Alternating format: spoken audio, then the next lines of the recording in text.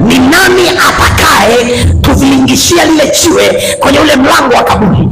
Ni kweli kunahitajika kuwa na watu kwenye maisha, lakini si kila kitu watu wanaweza kukifanya.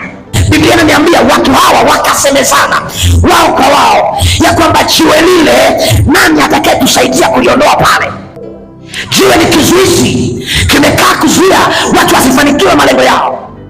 Jiwe ni kizuizi cha ndoto zako. Jiwe ni kizuizi cha malengo ulionayo. Kuna tatizo uko nalo kwenye maisha yako, linahitaji msaada. Nani atakusaidia? Asubuhi ya leo nimekuja kutangaza, yuko mwanaume mmoja Yesu, huyo akiingilia kati anaweza akakusaidia. Nisikilize nikwambie, huyu mwanaume Yesu hakuna linaloshindikana kwake. Yeye kwake anasema yote yanawezekana. Sikiliza nikwambie, jiwe ni ugonjwa umekaa kwenye maisha yako. Hata madaktari wameshindwa kuliondoa jiwe la ugonjwa. Leo nimekuja kukwambia yuko mwanaume Yesu anaondoa vilivyoshindikana, anaponya vilivyoshindikana. Sikiliza nikwambie, kwa akili zako umeshindwa kuondoa umasikini, lakini Yesu anaweza kukuondolea. Sijui kama kuna mtu ananielewa.